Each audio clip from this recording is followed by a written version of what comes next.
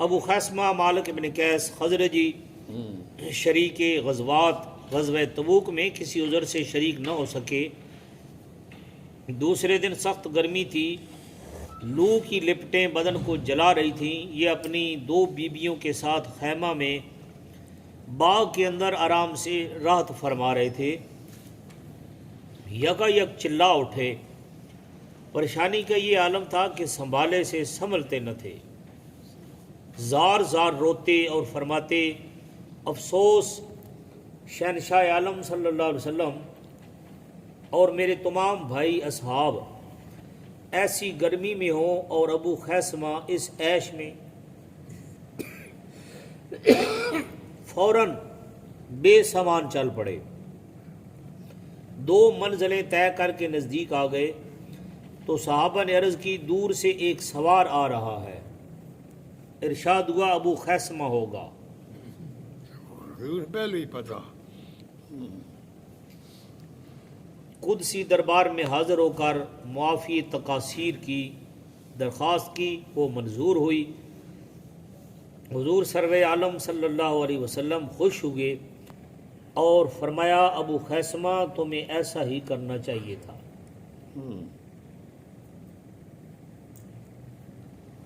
680 مالک ابن نویرہ تمیمی یربوئی رفیق علی المرتضیٰ عمل صدقات بنو تمیم بعہد نبوی۔ اس کی قوم پہلے مسلمان تھی، بعد میں مرتد ہو کر سجا یہودن مدعی نبوت کے دام فریب میں آ گئے۔ مرتدین کی سرکوبی پر خالد بن ولید مقرر تھے۔ اسلامی لشکر ایک گھاٹی میں سے ہو کر گزر رہا تھا۔ مالک سامنے آ گیا اور خالد کی تلوار سے قتل ہوا۔ دربار صدیق میں شکایت ہوئی کہ مالک مرتد نہیں تھا۔ تحقیق کے بعد دیت ادا کی گئی اور خالد کی لغزش نظر انداز ہوئی۔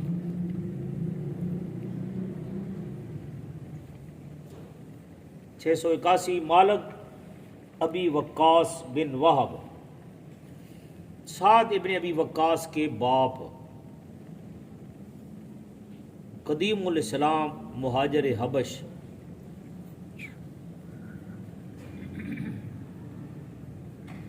682 مبشر و بشیر ابو لبابہ بن منظر اوسی، زندہ شہید بدر، غازیان بدر میں شریک تھے۔ راستہ میں حفاظت مدینہ کی خدمت سپرد ہوئی اور ارشاد ہوا، ابو لبابہ بدر کے ثواب اور حصہ مال غنیمت میں شہدائے بدر و غازیان بدر کے برابر ہیں۔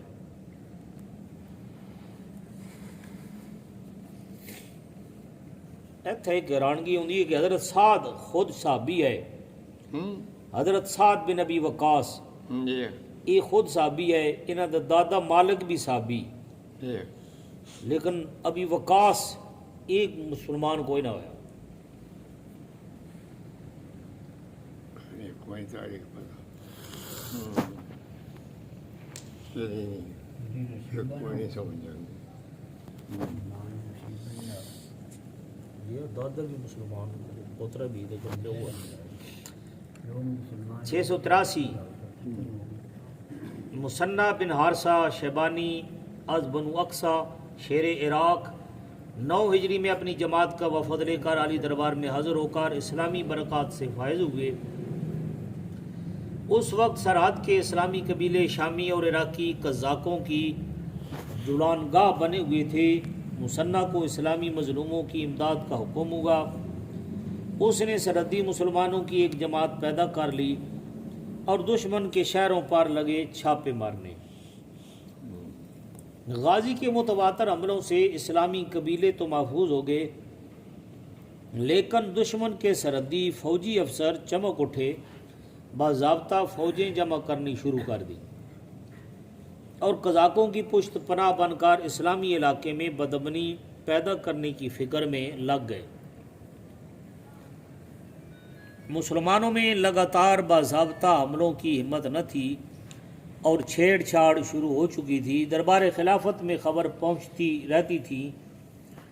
سرحدی شورا پشتوں کی تنبیہ اور مسنہ کی امداد کے لیے خالد بن ولید سیف اللہ ایک فوجی دستے کے ساتھ بھیجے گئے۔ حضرت خالد نے اسلامی سرحد کو تو سنبھال لیا، لیکن ایرانی سلطنت سے الجھاؤ بڑھ گیا۔ دیکھیے مہم عراق عہد صدیق۔ ہیرا کی دوسری لڑائی میں زخمی ہوئے، کچھ دنوں بعد اسی زخم سے انتقال ہوا۔